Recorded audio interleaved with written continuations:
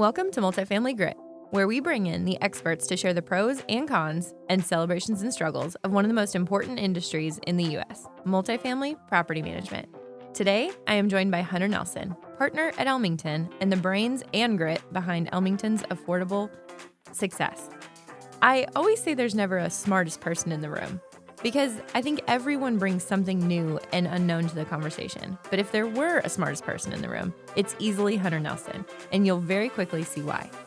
And before we get started, we are sponsored today by Fortress, the only core property management operating system built with an emphasis for today's affordable operators. Fortress revolutionizes affordable management and reduces applicant move-in time to save money, generate cash, and drive your teams to success. Don't forget, if you like what you hear today, please like and subscribe. Hunter, thank you so much for being here today. Thanks for having me. So before we dig in, would you mind sharing with our listeners how you got your start in affordable housing? Yeah, definitely. So let's see here. I graduated Alabama right at the start of the Great Recession of 07, 08, and I was lucky enough to land a job at Regions Bank with our partners, Ben and Kerri. And one of the things that that office did and that Kerri did specifically was invest part of the bank's capital into affordable housing. And we were a one-stop shop. We had an investment bank at the time called Morgan Keegan, and we would be your equity, we'd be your construction lender, we'd do your bond underwriting and issuance. And we really did one-stop shop. And I was really trying to carve a place for myself so I wouldn't get laid off. We were losing money. The bank was at the time, like all banks and most companies were losing money at a rapid pace. And I was just convinced that at any point in time that I would be out of a job. And Kerri both was a traditional real estate lender, but also an affordable housing investor for the bank. And you know Kerri, and for the people who don't know Kerri, Kerri is not a very corporate person. I'm also now not a very corporate person, but Kerri definitely wasn't back then. Like, refused to wear a tie. You had to wear ties. And so I kind of was like, hey, teach me how to do this, thinking that if Kerri's ever not here, it would be a natural step in for me, or an opportunity maybe for me to step in. And so I did maybe 1 to 2 projects as Kerri's underwriter, and then Kerri left. And surprisingly, the bank did not give me that job. I was like 22, which I completely understand. But then honestly, I went to work for another bank right when Kerri did. I was gone for maybe I would left Regions in between Regions and Elmington was maybe 15 months. And I joined Elmington because they had just gotten their first affordable deal. And it was a project that we did in downtown Memphis called Crescent Bluff Flats. It was 72 units of new construction. We had a customer of ours at Regions who had won the allocation and had some legal troubles in the rest of his portfolio that he couldn't find an investor. Came to us, asked us if we would buy the credits from him, which is laughable because, we were a startup. What were we going to do with $10 million of tax credits? We weren't making money, much less were we paying taxes. And but we told him we would take over the project for him. So we paid him a little bit of money, took over the project, and built 72 units in downtown Memphis. And I remember our first ever partner retreat. It was funny. Kerri had a cabin up near Monteagle, Tennessee. And we were there and we all kind of sat around. We threw the football and it's like, what do you want to do? And I was like, I think I want to do affordable housing. I didn't have 2 nickels I could rub together at the time. And I realized in that development that a lot of sweat equity, or a lot of sweat and a lot of hustle, could turn into equity in affordable housing if you did it right. And so kind of around the time that you joined Elmington, which was maybe a year later, I started then we were acquiring a bunch of affordable housing, but really just started doing 1 to 2 projects a year. And then in 2016, the affordable housing business really, it doesn't follow the economy per se as much. It follows the health of the banking sector. So if you have really healthy banks, you have a very healthy affordable housing industry from a development standpoint. And banks really recovered from the recession. They were really starting to pay taxes again. And really in 2016 is when things really started going again. And so we really, we hired a guy named John Shepard, who was probably the best hire we ever made. And then from there, he kind of talent begots talent. Everyone kind of followed John just because John is the LeBron of our group. And I'm just trying to clear the path for him, clear the lane, let him do his thing. And then for us, it's really been from there, it's just kind of kept growing, and no one's more amazed than me, much less all of us, that we've been as successful as we've had and had a moderate level of success. So it's been pretty fun. So it was just kind of, honestly, I didn't even know real estate was a career coming out of college. Much less did I know that I would be doing this, or that even what affordable housing was. So it's pretty interesting. Yeah, it's crazy. It was a long-winded answer. Sorry. No, it's such a great story, but I have to confront you on this. You said a moderate level of success, which is absolutely not true. You're seeing incredible success right now.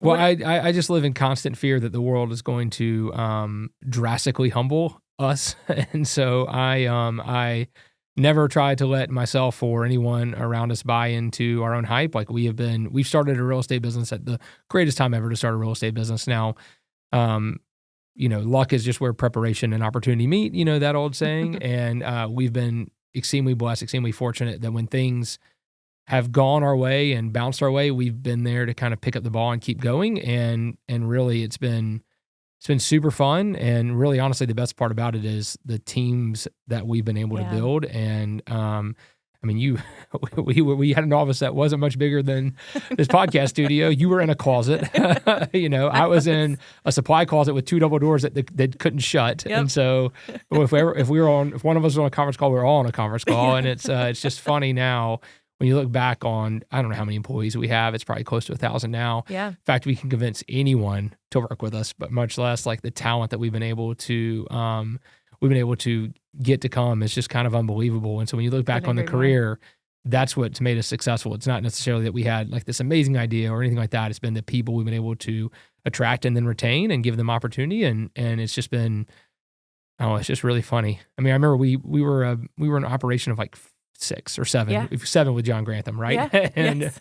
and then we got a property management business, and all of a sudden we went 4x employees, and it was like, well, now we actually have to have benefits, and I don't know, it's just so funny that we actually have all these systems and services in place. I still try to run like we are living in a closet, and and try not to still remain as hungry as we can. But it's been super fun.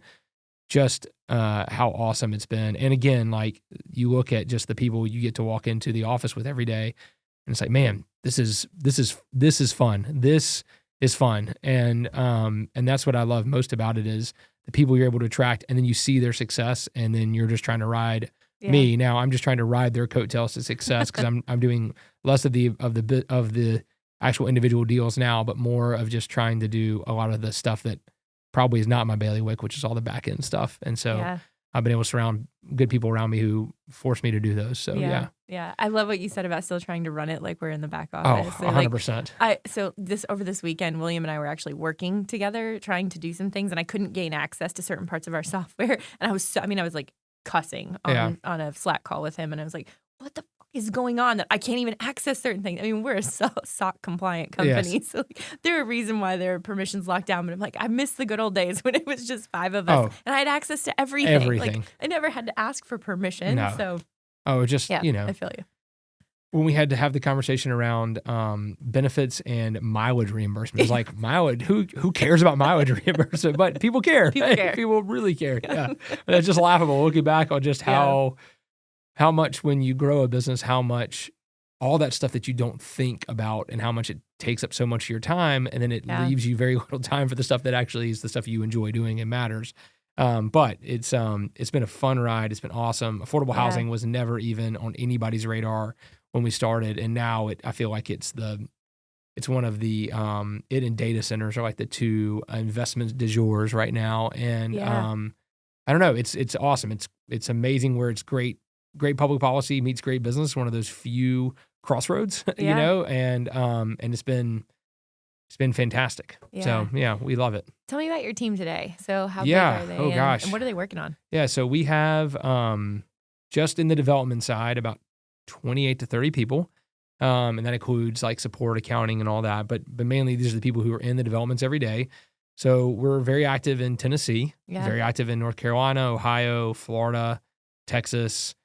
We have some new opportunities kind of out in the western part of the state or western part of the country, Alabama. And so we're right now, honestly, this time last year, about 12 months ago, when interest rates spiked and the 10-year hit 5%, and I remember I was at the beach on a birthday trip for my wife, and I was on the phone the whole time. She's like, "What's going on?" I was like, "Well, it just feels like interest rates are spiking, and I'm trying to figure out what we're going to do about it." You know what I mean? Do we pull back, or do we just like lean in and pretend this and just be willfully ignorant, pretend this doesn't exist? And so Kerri and I were on the phone a bunch. Ben and I were on the phone a bunch, and I was like, "Guys, I've been saying for 5 years that we'll do the most amount of business when interest rates spike, just the way we're capitalized and the way that we run the business." I was like, now, like, it very much, everyone wants to be contrarian. Everybody wants to be, Warren Buffett buying Goldman Sachs stock, or the whole like old adage of when there's blood in the streets, buy, right? But when there is blood in the streets and when there is a lot of pain in the market, you're just like, you want to, ratchet down your business and make sure that you are in recession proof. And I tend to, like we said, like running on a shoestring. I was like, let's just pretend that doesn't exist. Let's keep going. And I feel like if this is an overcorrection, I'm not an economist, nor do I even pretend to be, but I was like, we should keep going, and we'll see how far we can get. And eventually things will come back to an equilibrium, and we'll be there, right? We'll be ready. Everybody else is pulling back. We'll get land for the first time in a long time. As long as the banking sector remains healthy, it'll be there. Construction costs will come down. And so I was like, hey, let's put our foot on the gas, and let's really double down, really put all the chips on the table and see what happens. And as long as the election doesn't screw us up, like, we're going to be great. And rates are now down. It was probably 379 this morning, 380, which is like 120 bip drop since that decision. And it wasn't just that one decision. I probably had like 50 conversations with our equity, with our lenders, with other partners, our account. I mean, really everyone. And then every day it was kind of like we would gut check, be like, how do we still feel? Do we feel good? You feel good? I feel good. And it was kind of like if somebody was like, I'm not sure. I was like, I'm not sure either. And like, it was very much like all wearing your emotions on your sleeve, and you're riding an emotional roller coaster every day. But it's going to end up being great. So we'll probably end up closing. We hit 11,000 units of new construction this year in terms of units started. And if everything that we have in the pipeline that has pretty much has our bonds or has our credits or has our allocation at this point, we should finish next year like right around 16,000 units. So it'll be awesome. Like, it'd be awesome. Again, there's still a lot that can go wrong and still a lot that could go right. But for us, it's just like, keep your head down, just keep moving. And most of that all closes by June 30th. So it'll be huge year, big year for the business, big year for just the entire platform. Because the best thing about our business is, and the affordable, is that we round all the bases because we're vertically integrated: the property management, construction, Fortress, marketing. I mean, really every organization of Elmington touches each deal, which makes them just so much fun because everybody gets to work on them. And so we'll do our first deal out west. We're closing a project in probably in the next 45 days in South Dakota. That's incredible. Yeah, which is just, if you told me there was like a state we would, I would have been like, Hawaii, Alaska, South Dakota. Yeah, those would be the three that like, no way. I mean, you could have made a case for my own home state, Alabama. Like, no, we'll never do that. And but we've closed now. It will be 3 projects this fall in Alabama. But yeah, South Dakota is like definitely, no, we won't do that. You know what I mean? And so we're doing a project in Rapid City, which is where Mount Rushmore is, and where the big, you seem like you really like Harley Davidson culture. We're the big Sturgis. Yeah. Where the big Sturgis Harley Davidson rally is. And so that's, it's been pretty fun. It's a booming city, a lot of people who have moved there, and just a lack of housing. So it'll be pretty fun to do that one. And then we're looking also kind of in that whole, all those flyover states, and would love to eventually get to Arkansas and go see, your family there and Chris's family there. But haven't found anything in Arkansas that that really has jumped out on the page. But we're looking kind of still Texas, and then going north along the like Missouri River Valley and the Mississippi Valley or Mississippi River Valley, and kind of looking at all those states that tend to be flyover, that tend to be overlooked. But affordable housing is a need, just like water and sewer is. It's an infrastructure. I mean, it really is. It's a city's infrastructure. You don't think about it that way. It tends to get more politicized than roads and sewers and water lines and things like that. But it's just as valuable in a city, especially like in Nashville, the one we're sitting in. Every city that has had major population growth has dealt with it, and there will never be enough of it. We can never build enough to fully capture it all, but it's part of a city's vital infrastructure, and you don't think about it until you need it. Yeah. If that makes sense. Yeah, absolutely. It's funny you said that about South Dakota and not thinking that you would ever go there, but at the same time, like affordable housing is a need everywhere. So it's so easy to think that, but we work with so many different groups right now that are just trying to get into really any state, any metro area, because there's just such a need for affordable housing right now. Yeah, it really, I mean, it's, everybody tends to think about like, obviously the big tier 1 cities, New York, LA, San Francisco, Chicago, in terms of when they think about affordable housing. But I mean, it happens in a city that like Memphis, right? Yeah. Memphis, a city that really hasn't had a ton of population growth, but most of its affordable housing stock are like 1960s, 1970s built product, which doesn't sound that old. That's 50 years ago, 60 years ago. And you think about if a property hasn't had massive amounts of rehab and CapEx put into it, it's pretty run down. And that tends to be the majority of what we call like naturally occurring affordable housing. NOAA for like an acronym, but that tends to be most of a city's affordable housing. When you think about that, it's like, man, we've managed those. Those properties are tired and they're old and they don't get a lot of love. And somebody's going to come in, do a really light rehab, tries to raise rents a little bit and then sell and then hope that somebody else continues on. But that's just never enough money to get that thing back to where it was. And so for us, when you go into a city like Memphis, where we've built, I think maybe 7 or 8 apartment complexes, like the brand new affordable does really well because the premium from that crappy old apartment complex out by the airport versus a new one downtown that's nice, safe, and it's in great shape because it's brand new. It's only about $100 to $150, and people will make that trade all day. And so we look in those kind of cities, or we look in a city like Memphis, or honestly, I keep pushing our team like Cleveland. I would love to be in Cleveland, Ohio, which has had massive population decline, but usually the people who are left in Cleveland are the people who need affordable housing. Like it's not it's a need. Like we need new housing. So a housing stock is part of the infrastructure of a city. So you look at those, Cincinnati, Columbus. Columbus is actually a great growing market, but you look at some of these, Rust Belt cities that have kind of been stagnant for a while. Like I would still love to be there because there's still a need for affordable housing in all the cities. I didn't mean to pick on Ohio so much there. Yeah, I just don't want this to get picked up like, oh, Hunter Nelson really shit on Ohio. I went to law school in Cleveland. I love Ohio. Yeah. I mean, I actually love Cleveland too. I would keep telling our town, like, let's be there. The Guardians are great. The Browns are okay, but like, let's be there. Obviously the Cavs are okay, but it's like, let's be there, right? Yeah. Let's be in those kind of cities. Pittsburgh, these kind of cities that are great. Pittsburgh is actually a fantastic city, but these cities that have had not a ton of population growth, but have still have a need, if that makes sense. So it goes from, an Austin, Texas, which obviously has just been gangbusters for population growth, all the way down to Cleveland's probably the city in America that's lost the most population, or Chicago next. But those, and I'm could be in other cities, so like I don't know, but those seem like the two.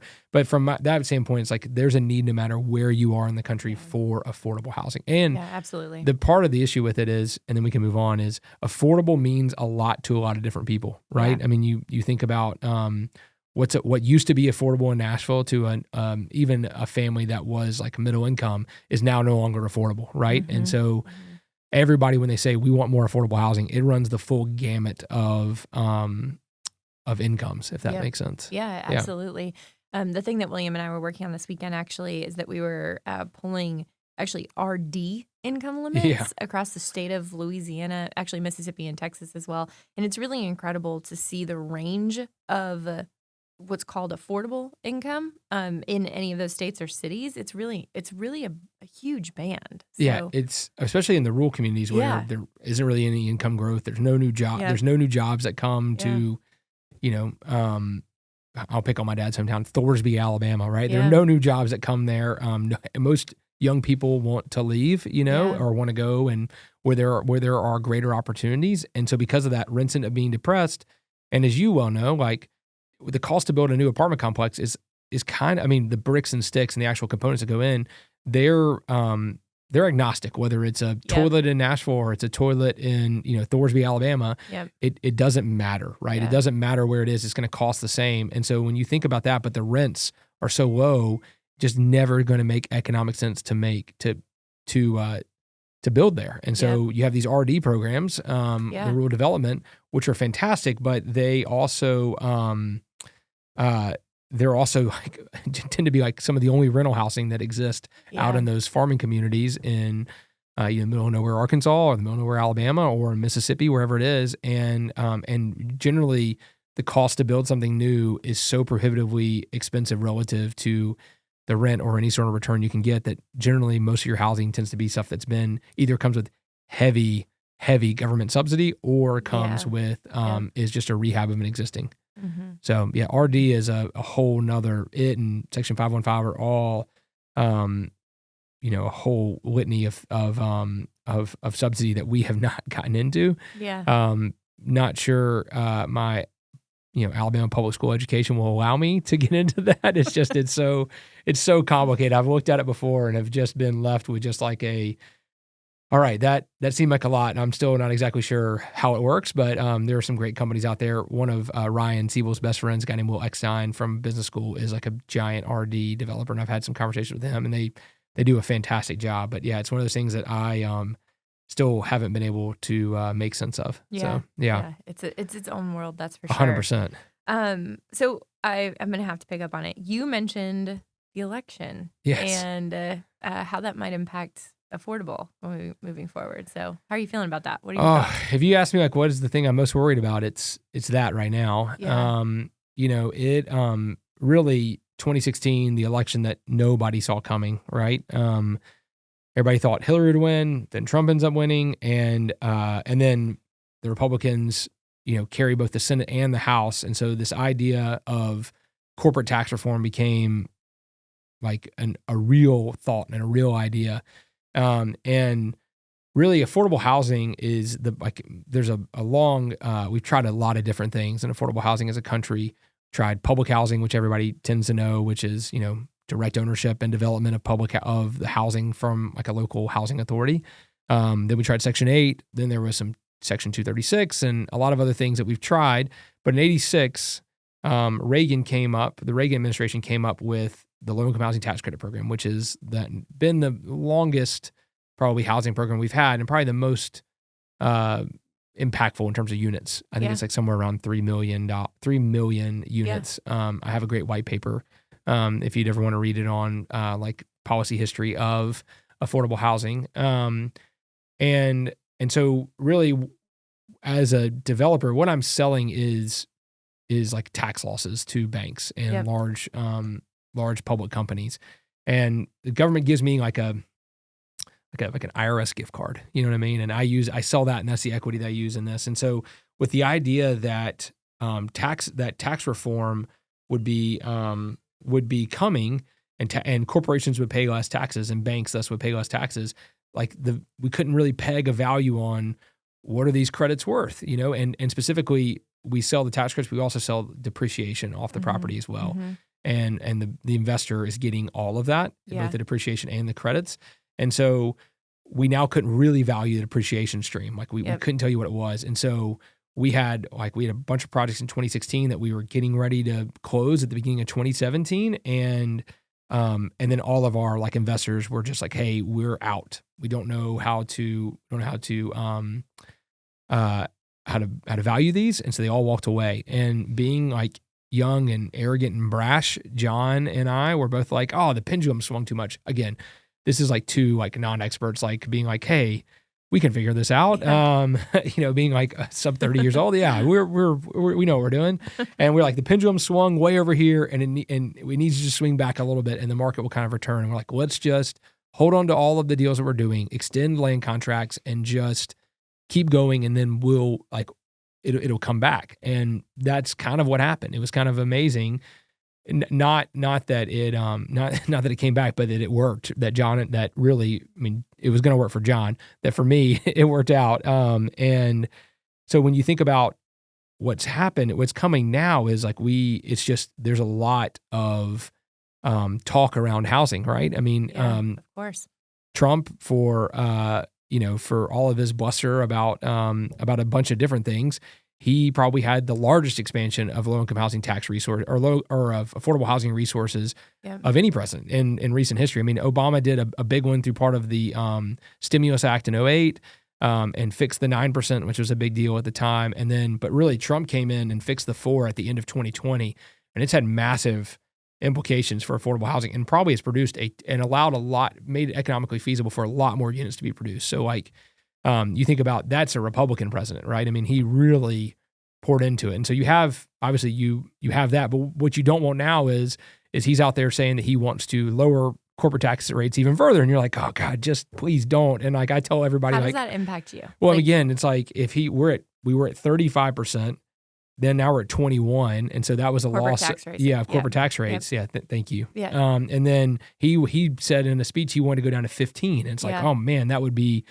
detrimental to my business in terms of like, because the less taxes, they pay, the less demand there is for my equity. Yeah, essentially. Yeah. And so that'd be super negative, right? And then also too, banks have a regulatory requirement to buy these credits. It's called Community Reinvestment Act, CRA. Yep. Mm-hmm. It's probably the biggest driver of equity in our market. And when Trump was in office, he elected to simplify it. It's not a very simple regulatory regime. And there's 3 separate regulators that you have there that regulate the banks. And it was not simple at all. And so he was trying to simplify it, which was not good for us. But and then Biden gets elected and he immediately puts that on hold. And there's been a little bit of reform, but not nearly as drastic. So that's like one side of it. You're like, God, please don't cut the tax rate. Part of my nightly prayers is a corporate tax increase. Yeah. You know, I pray for it every night. I would love if my banks paid more. And I tell everybody, like, join me, please.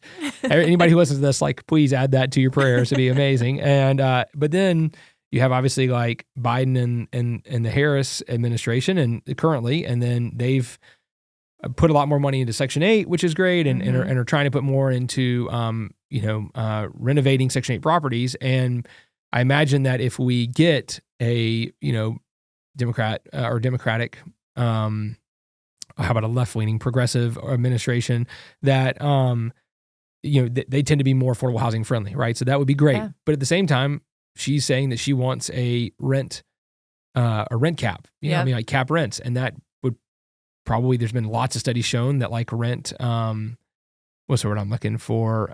It doesn't matter. But if you cap rents and you kind of use a policy to keep rents artificially low in the market, that it doesn't really, it actually produces less units. And so as we're seeing in Nashville, we're seeing in Austin, like, yes, we went through a lot of pain in terms of rents. We're on a hockey stick curve. And then now there's so many units that are being delivered. Rents are falling, and they're falling drastically. And so it's one of those things, like, you just let the market, you'll have periods of dislocation, but let the market really do what it needs to do. And so when you cap rents and it becomes rent control, that was the word I was looking for.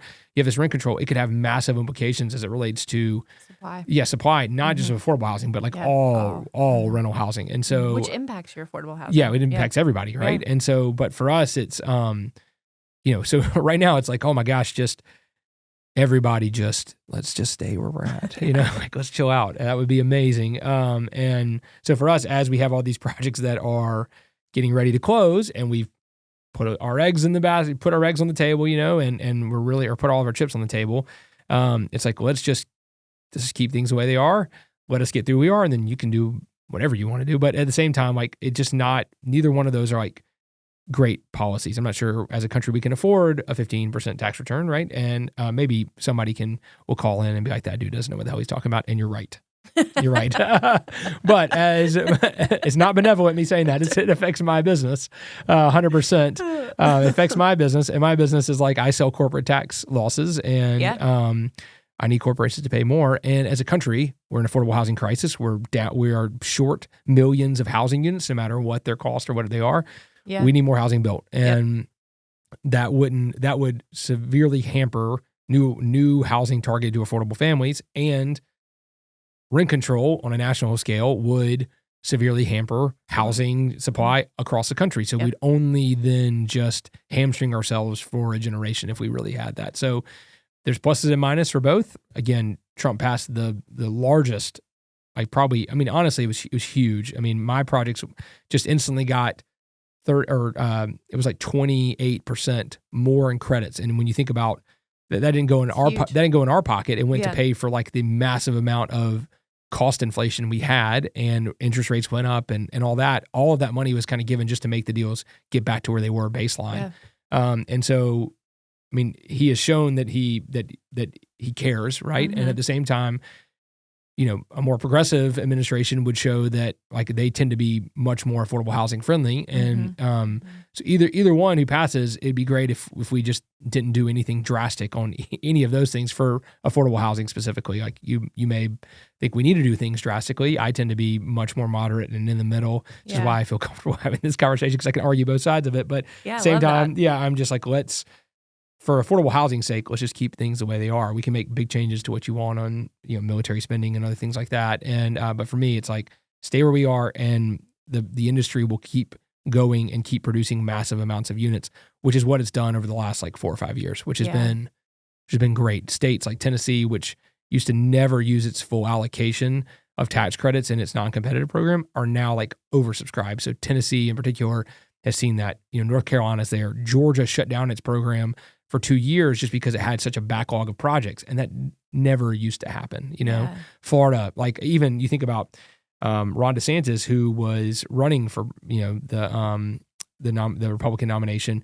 While he's running, Florida passed the like most progressive housing policy probably in the country with its Live Local Act, and it pretty much surrupted all zoning in the state of Florida. And it was like, if you're commercially zoned, or you have the ability to become residential within, there's a bunch of rules around it, but it was super progressive just because Florida's in a state of we need housing. There's so many people who are moving there. We have to have housing. And so they did that. They did a massive amount of money into their housing trust fund, or that went to like their sale program.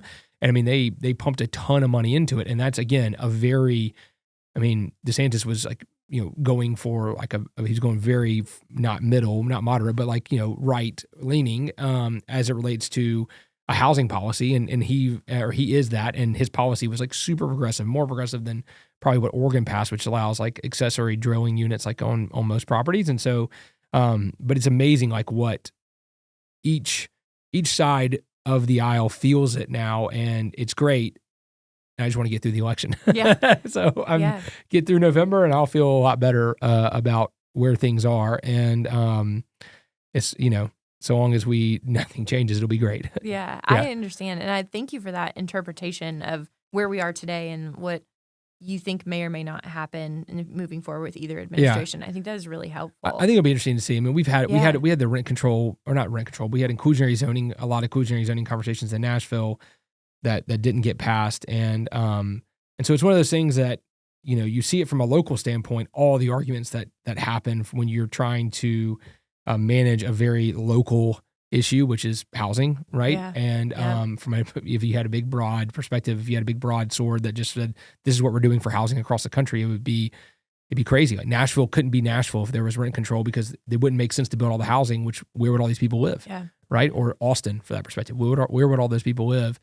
And it would just be, it'd just be really interesting. I'm a big, you know, let the market need what it needs to do, which is so funny from a guy who relies upon government incentives for his business. So I understand the, you know, how ridiculous that sounds, but I am very much that way. Like, doesn't make sense to build affordable housing in terms of economics. If it did, we'd have a lot more. We have a lot more of it without incentives, but it doesn't. So it has to have some sort of incentive. And if we view it through the lens of infrastructure, then it makes sense, right? There are very few private roads, there are very few private tolls, there are very few private utility systems and all that. So it makes so much sense. Actually, I think that your pragmatic viewpoint at least has really helped me understand the market, and I agree with you completely. I do not think we need any massive swings. I really think that we need to continue status quo, and I agree with you completely that the market needs to drive the demand for housing. So. But interestingly, you have found a really unique way to really continue to make your affordable housing successful with a new feature at a lot of your products, or a lot of your new assets. So I'd love to talk about solar. Oh yeah, I forgot. That's my passion project on solar. So obviously, There was a bill that got passed called the Inflation Reduction Act. Obviously. Obviously. It's so well named. I actually would love to be the person who comes up with like the acronyms and and the names of things like, we're going to call this bill the Tomahawk Bill, you know what I mean? Or something, just like, something like that, But for, the Inflation Reduction Act, I don't know. It was just so funny it's named that. But really what it included is a lot of times, like, just the way the federal government has evolved and changed over time, you would think that like all tax credits and all things are like, you would imagine like the low-income housing tax credit, which is a housing policy, was administered by HUD, right? It's not. It's administered by the IRS. That's right. And so you would also think that the historic tax credit, because it's a tax credit, is then administered by the IRS. It's not. It's administered by the National Parks Service. So it's like, doesn't make any sense at all. And so we have all of these we have all these like different policies and different aims, and a lot of times they just don't talk to each other, right? Like the Section 8 program, how its rents are not set the same way as the low-income housing tax credit rents. They're set on market-wide FMRs that come out at a different time than the LIHTC do. So it's a lot of alphabet soup and a lot of competing ideas and thoughts and just trying to marry them all together. And for the longest time, if you wanted to do solar on an affordable deal, you had this very complicated structure where one company owned the solar and then leased it back to the affordable, and it just did. And if you wanted to own them in the same and make it easier, then they kind of like didn't work with each other very well. And so it was super complicated. And when the Inflation Reduction Act was passed, it simplified it. It was like, okay, hey, we're now going to go back and marry these together where they make sense. And then there's some benefits for affordable housing on solar as well. So our project in South Dakota and is the second one that we've put solar on. Our first one is probably, I don't know, maybe 10 miles from here west in Poplar. And we put on every roof has solar. The detention ponds are covered in it. We've covered our common area electric. We tried to wire the residents' electric meters with the solar, and the way that the local utility here works, and TVA, which is the big, obviously like Tennessee Valley Authority, that it's actually the one generating all the power here. They charged a monthly fee for a meter that could roll backwards and they could get the credit for it, and that took away all the incentive essentially. And so now we're just like selling power back on there, but effectively in like the base case, you can generate about 67 cents per every dollar you spend on solar, which is awesome. And then if it goes to affordable housing, you can apply and get an extra 20 cents. So, and there's all these incentives along the way. If you hit all of them, you can actually generate, and I don't think anybody should do this, but you could actually generate like $1.17 for every dollar that you spent in on solar energy. And it can be anything. It could be a geothermal plant. It could be anything that is kind of sustainable or renewable energy. It doesn't have to be solar based. You can do that, and especially and marry it very well with affordable housing. So we're trying to incorporate it everywhere, not only as like a good policy, but also as like an opportunity to reduce our cost, right? Because I mean, like now the government's paying for a good portion of that. The return is great for us on putting it and covering at least our common area electric. And then in some situations, like our project in South Dakota, where land is plentiful, as you can imagine, we have built, and the design calls for an entire like 15 acres of solar. Oh my gosh. And so it's taking up the entire. It's going to hopefully provide the energy for all the entire property. So the residents, part of their rent will just include the power.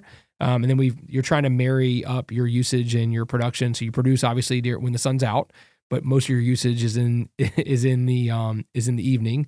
And so I don't think we're doing a battery facility, but we looked at that for a long time with these big like Connex box size batteries, like 4 of them that would then store the power while it was being produced, and then you would drain it down while you were using it throughout the evening. Then we ended up not going that way, but it's really interesting. New York has a really interesting community solar program, and a bunch of other states do too. But it's kind of it's the new thing in affordable housing, and we're very interested in it and are trying to include it at a minimum, covering our common area electric on everything we're doing, just because it's kind of this like awesome, we can argue if renewable energy is a good policy or not, right? But for me, it's kind of like it's a unique opportunity for me to add one more thing to my development that would that kind of sets it apart.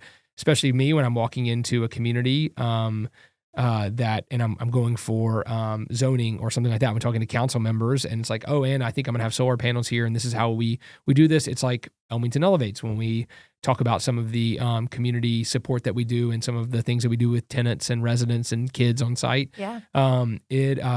It's just one more feather in our cap to hopefully convince a community to allow us to develop there. But yeah, we're really excited, and I can see you can see the end goal being that you produce a lot more energy this way. You know, I'm not sure as the population keeps growing in this country if like we'll ever offset any of the existing power things. And again, don't know what I'm talking about when it comes to this. I read a lot about it, but not an expert. But from my standpoint, it's just a unique opportunity to marry the two together and really fix where two federal policies were at odds with each other, and now they have an opportunity to be together. And it'll be really, really interesting. I'm really excited. The first solar array here in Nashville gets hooked up to the grid, I think, in about 30 days. And so I'm really excited to see like how much energy we produce, how, does the thesis that we're operating under actually hold true in practice? And, but it's a pretty exciting opportunity right now, especially if you're in an area that, like the western part of the country where you have big sky, you don't have a lot of trees, you get a lot of full sun. Texas and kind of that whole like Sunbelt area, and in Tennessee, we don't get as much just because we have a lot of trees, right? Mm-hmm. But you think of like down in Florida, it's sunny all the time, right? It's a sunshine state. And the Gulf Coast of Alabama we're building, we're trying to incorporate it there just because you have a lot more days of sun, a lot more days of production. And it's just it's something cool that we're going to try, and happy to report back if it actually made sense or not. Yeah. So. Well, I've always thought, since you and I first started working together, that you are so creative in how you've been able to figure out a lot of these deals. I mean, it's not easy, but it's harder than just outside of the code. Like actually trying to start a LIHTC deal is hard anyway. In and of itself, it's hard, but it's even harder than what most people think. I mean, because making them pencil is not easy. Yeah. Like just because there are tax credits involved and just because there's a set equity source, essentially, as long as the banks need the credits, like as long as there's a set equity source, it's easy. It's not. It's still very hard to make these deals pencil, especially as you mentioned, as it's become more and more expensive to build, period. It doesn't matter what you're building or where you're building it. It's just insanely expensive. And I love how you've always found really creative ways to make the deals work. So yeah, it's you think about our projects, that one that we just closed in Austin maybe 9 months ago. We had a full property tax abatement, and we had a sales tax abatement on our construction, and we had the federal tax credits, and we had tax exempt debt, and we had all that, and then the deal still barely penciled. And that's insane. Yeah, so you think about like, oh, you're getting, a lot of times we get all these critiques of you're getting all these incentives. Yeah.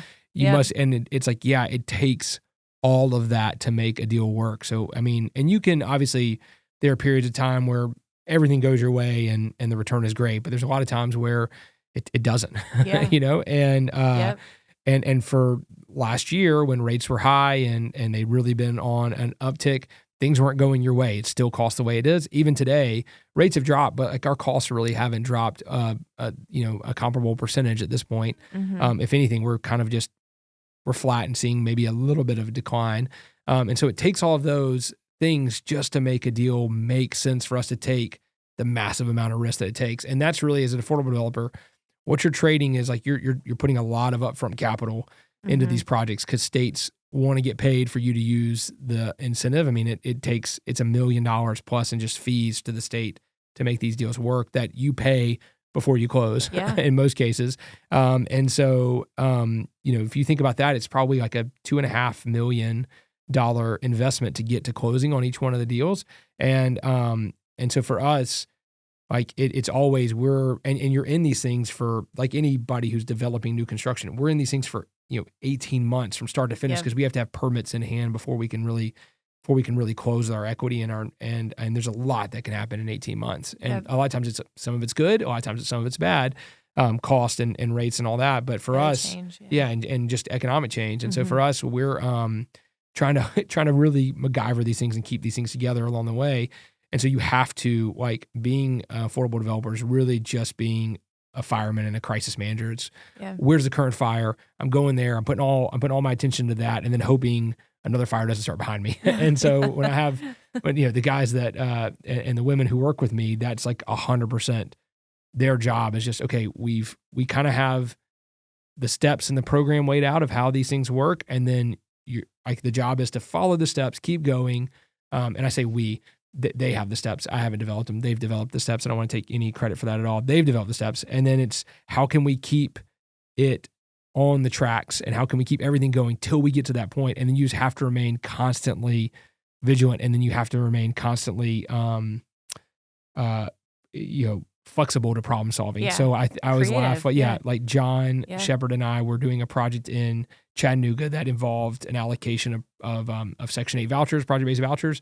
And the city wanted us to we were arguing over rents for the vouchers because, like I said, they're not set the way that low-income housing tax credits are, and there's different ways you can set the the rents in the vouchers. Yep. And so they were telling us we had to follow this, and John and I were like, no, we think we can do something separately.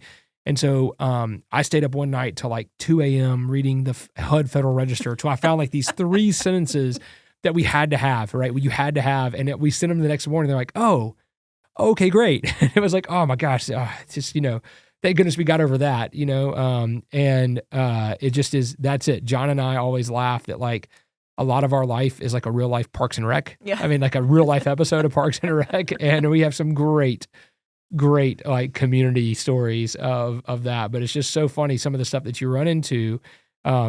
Joe and Mark are the same way. The more that you do this in affordable housing, the more you have to engage with the city and with the state and all the agencies, all the people who work there. And for the most part, 99% of the people who work there are great, right? And they want it to work hard. Maybe you always want them to work a little faster, but they work hard and they do a good job. But there's never a Leslie Knope when you're with that 1% who's just in the way. There's never a Leslie Knope who comes in and saves the day. You know what I mean? So you're just constantly like, oh my gosh, how can I make Kerri Davis, who works in the codes department in Tallahassee, Florida, how can I make her just see that what we're doing is this, and the code says we can do that. And every now and then you'll run into people who are like, well, I just don't want to do it. And you're like, oh, God, okay, well, all right, how can we get over this? You know what I mean? And so you have to remain flexible, and that's all you are, is just a massive problem solver. And, I think we've closed just over right around 60 developments at this point. And so when you think about just how much experience we've gotten in a short period of time, you just realized how to solve a lot of different problems. And a lot of times for us, some days in the office are spent just sitting around being like, well, what if we did X, or what if we did Y, and just throwing against the wall, seeing what happens. But it's been, and I will say, we have the greatest attorney in the business. I'm not going to tell his name because I don't want anybody to call him, but we have the greatest attorney in the business who honestly, collectively, all of us, I don't know how he has any other clients, but collectively just spend a lot of time on the phone with him, spitballing ideas of okay, we're coming into this. What do you think about that? And then he has a great set of partners at his firm who are just affordable housing specific. And so if he's like, you know what, you need to talk to Kerri, you need to talk to Hunter, they're the experts on this. We get on the phone with them and they're fantastic. I mean, fantastic. And that tends to be probably our secret weapon is them. It is both our flexibility and our willingness to read ridiculous amounts of rules and Federal Register entries, but also just having me back to law school. Oh, it's the worst. It's the worst. Truly. I remember I stayed up, we got into a conversation about clean air in Memphis with somebody at HUD one time. And I was I was typing emails. I realized I was corresponding with our consultant on it at 2 a.m. And I was like, let's just have a call. Let's have a call. It was 3 a.m. It was 2017. It was let's just have a call. And her and I were like, okay, I think if we do this, you know what I mean? And I was like, I read this. What about that? And so, but you end up just doing a lot of that. You end up doing a lot of reading to try to get over people's problems, because you think about just the massive amounts of rules and regulations that are issued on a city, state, county, and then federal. There's a lot of times they don't overlap. And if you're willing to go that extra mile and you're willing to have grit, plug to the podcast, then you can truly overcome a lot of it if you're doing it. And that tends to be the competitive advantage in affordable housing, is knowledge and your ability just to do it and work harder than everyone else. This business is not hard. As I said, product of the Alabama public school system. I mean, if I can figure it out, anybody can figure it out. Truly. I mean, truly, it's not that difficult. It just takes a lot of experience and dedication to go and just like read and then try different things and then ask a bunch of questions. And I've never been shy about like, okay, explain that to me, tell me this. And then I'm someone that Ben, our partner, always says like, you're someone who has to know how it works, to know how it works.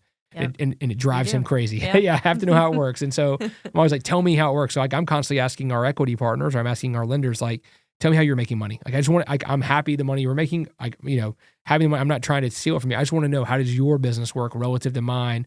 So I can understand how the puzzle all fits together and how the parts fit together. Yeah.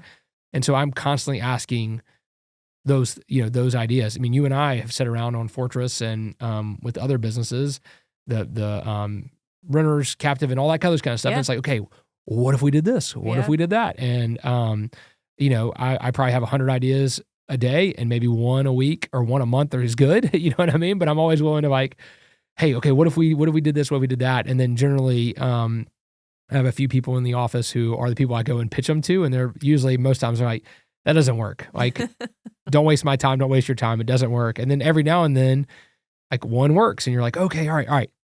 This worked. Now let's roll it out to everything else. So like, one thing we're doing now is bulk cable. Like, bulk cable is like this new thing that we've kind of discovered that we thought for a long time affected our affordable housing rents, but it doesn't, so long as you make it optional. And so now we're rolling that out across the properties, and it ends up, it's a good deal to the tenants. Good deal. It's a great deal for the residents in terms of bulk Wi-Fi and cable. And for us, it's a little bit more rent that we're receiving, but when you multiply that times 11,000 units, it's a lot of nominal money. And so we're really excited about that. Or solar, for that example. Like, hey, let's try. I'm always somebody's like, let's try a little bit, and if it works, great. Let's do it everywhere. And I tend to think that is the thing that sometimes gets us in trouble at Elmington. Is like, we're like, oh, if a little is great, then a lot must be amazing, and that doesn't always work out. Senior living being one of them. But all that to say, it ends up being like really fun when you're in a group that is willing to try new things and new ideas abound. And that's definitely like the strength of the team that I get to work with, is like, we're constantly like, idea generation and then spitballing it with all of us. So there's no like territorial as it relates to this is my idea kind of thing. And that's what makes the group so successful, is they very much are willing to try new things and willing to share ideas. So yeah.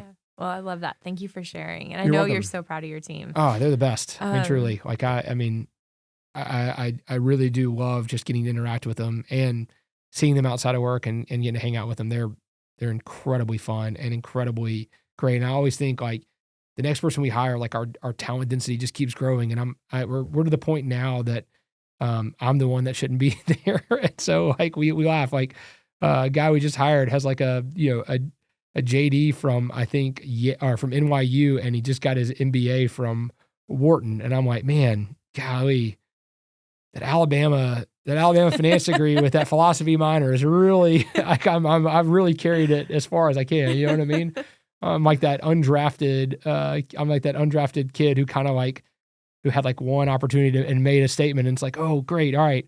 You remember that guy? And so the team keeps growing well beyond my capabilities, which is great. I'm just trying to stay on the train for the ride that they're on, which I'm super pumped about. You're selling yourself short. You're an incredible leader, and people love to follow you. So I think it's just the it's just the Alabama in me. And it's like, just remain nice. You know what I mean? That's what my mom always says. So, but yeah. I love it. Well, as we wrap this up,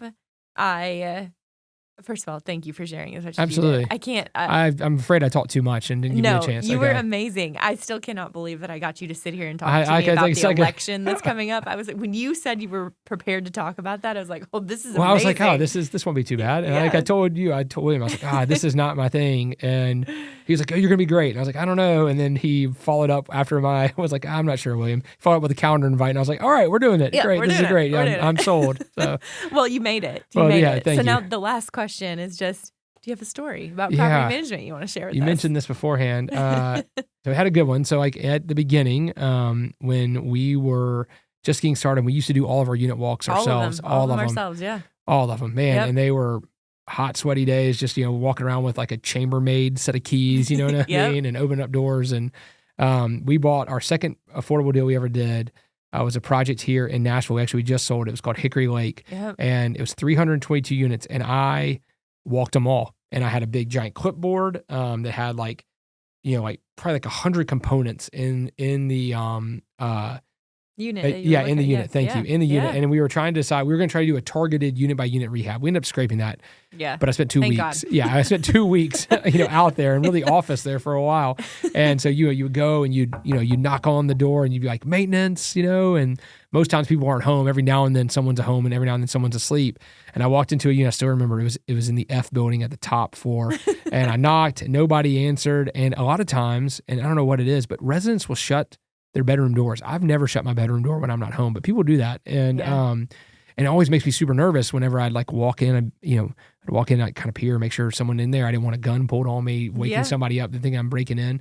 So I go in, I walk, and it's a 1-bedroom. I walk into the living room and I walk into the kitchen. I'm in the bathroom and I'm like, I'm walking around, I'm making noise and I'm checking things off. And then I get to the bedroom and I open the door, just assuming no one's there, and there's a young. You've been there for 10 minutes. There's like a young couple in the act of lovemaking, and all of a sudden, the guy gets up and he's like, dude, get out of here, and he's running at me. This naked dude's running at me. I'm like, oh my god! So I ran out the unit. I shut the door behind it, and I'm sitting there. I'm giggling to myself. I'm also like, this is just what are you doing? What are you doing with your life? You know what I mean? This is what you do.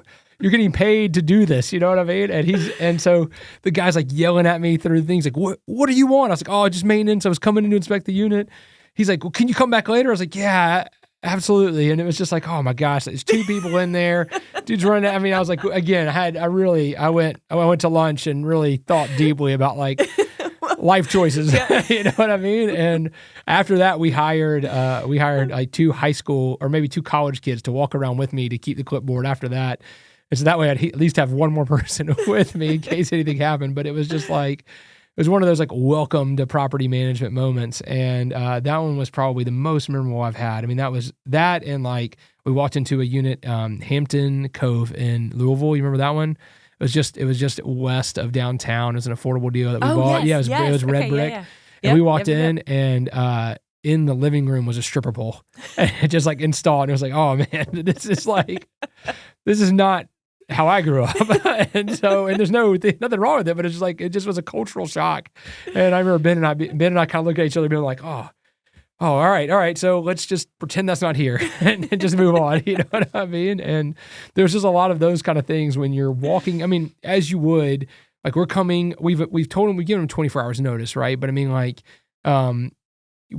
if you were to walk probably into my house right now, like probably the beds are unmade, I have 4 kids, the beds are unmade. Every morning is just crazy. Leslie and I were doing there's 6 humans that, change clothes multiple times a day. So we were doing, it's probably a massive amount of laundry happening. There always is laundry happening and all these things are happening in your house. And if you walked into my house at a random time, even if you gave me notice, right? And you lived in a rental community, still you would walk into something and you're like, what is this? You know what I mean? And that's kind of what happens in affordable housing. And so like kudos to the maintenance men and the leasing agents and the managers who have to go out there and do it every day because walking into someone else's personal space, their home and having to do your job in that is so hard. And it truly is, it's a skill. If you have it, the good ones who have it are worth their weight in gold because it is just so well difficult. And then it's kind of like I was a bank teller in college and people get really upset about their money as they should. Right. Yeah. And I was also. Oh, really? Okay. Yeah. What's the worst thing you did? I want to know as a bank teller. The worst thing I did. Yeah. Oh, well, I went through people's accounts. Okay. Well, I cashed a $50 check for $500 and had to call them. Oh my goodness. Had to call I never them. did that. Yeah. Had to call them and ask them to bring back the money. Oh no. Thankfully, we were in a small town in North Birmingham called Fultondale. It's a really small community, and the people had been customers and knew the head teller there for like 20 years. And they called and they're like, "Oh, we didn't even open up." And they're like, "Oh my gosh, yes, we have it." They brought it back, and like you're only supposed to be out of till. You're supposed to be like out on your till like $100 for the year. Yes, I blew that by like by a ton of money, like $400. $450 in one day, and so but people get upset about that, and just like they would, and so that job really taught me, like, when you're dealing with people's personal things, like you have to you have to remain calm, you have to view it from their standpoint, and when you're doing that, as a manager and as a leasing agent, I mean, you have to keep that in mind of like, it's an apartment to you, but to them, it's their home. You know what I mean? Yeah. And so think about it. If the hot water didn't work at your house and you wanted to take a shower, you'd be livid, especially when you knew that it wasn't your responsibility to fix it. It was, Hunter, the maintenance man's responsibility to get there and fix it or whatever it is. And so the people who do that every day and truly like do it well, like kudos to them, because that's a tough job. And it's the ones who do it so well. And we have, my team in Memphis who've been with us for like 12 years now, Erica, Alice, and all of them, Dee Dee, who was there, they all do it so well. And they truly, they love the residents love them, and they are part of those people's lives and their family in a great way. Yeah. And then every now and then when you're in property management, you hear stories about what a manager said to somebody and you're like, what were you thinking? You know what I mean? Like what I really I want to know what was going through your mind that you thought that was appropriate. And you have those situations obviously, but you tend to have the more of the great ones, you know what I mean? And that is what makes a property management so successful is those people. As a property management company, you own no assets, right? All you are is a people business, and you're only as good. Business, Yeah, you're an HR business, and you're only as good as those people are. And so when you find a team that works, and people tend to ebb and flow, right? Like we all do in our jobs. Like, I've been gaining and losing the same 25 pounds since I was probably 23, and so we all go through that. And so it's just like that in a job. But the people who do it consistently year over year over year are the ones to be celebrated, because truly it's a tough job. And the industry keeps changing. We keep adding more technology, more things for them to manage, more things for them to do, more ways for them to communicate. In a lot of ways, it ends up being things that save them time and effort and make it easier, but it's also something else for them to learn. And so, truly, it's my small taste of it, you know what I mean, is in that situation. I was like, this is a tough job. So kudos to the ones who do it and do it very, very well. You guys are, as an owner and a partner in a property management company, like y'all are amazing. So, so the good ones keep doing it. Yeah. Couldn't agree more. A huge kudos to you too, Hunter, for continuing to add so much affordable housing in a world that really needs it. Well, thank you. And thank you so much for being here today. It was Absolutely. awesome to spend this time with you. You too. Talk to you soon. Thanks. Bye.